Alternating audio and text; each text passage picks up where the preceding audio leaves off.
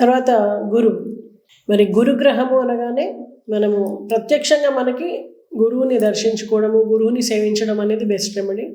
అది కాకుండా దక్షిణామూర్తిని కానీ, హయగ్రీవుని కానీ, ఇలా గురు రూపాలైనటువంటి రాఘవేంద్రుని కానీ ఇలా మీరు పూజించుకోవడం, స్మరించుకోవడం, జపించడం చేయడం ద్వారా మంచి ఫలితం ఉంటుంది.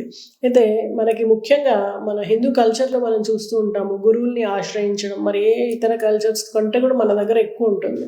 ఎందుకంటే లైఫ్లో ఉండేటువంటి ఆనందం కానీ, సంపద కానీ అన్నీ సస్టైన్ అవ్వాలి, మనతో పాటు ఉండాలి అంటే మనము గురువు బలం పెంచుకోవాలన్నమాట. కాబట్టి గురువుని ఆశ్రయించడం, ప్రత్యక్ష గురువుకి చేసినటువంటి సేవ, వాళ్ళని సంతోష పెట్టడము అనేది చాలా ఇమీడియట్ రిజల్ట్ ఇస్తూ ఉంటుంది అనమాట. అందుకని మనం గురువుల్ని ఎక్కువగా ఆశ్రయిస్తూ ఉంటాం మన కల్చర్లో.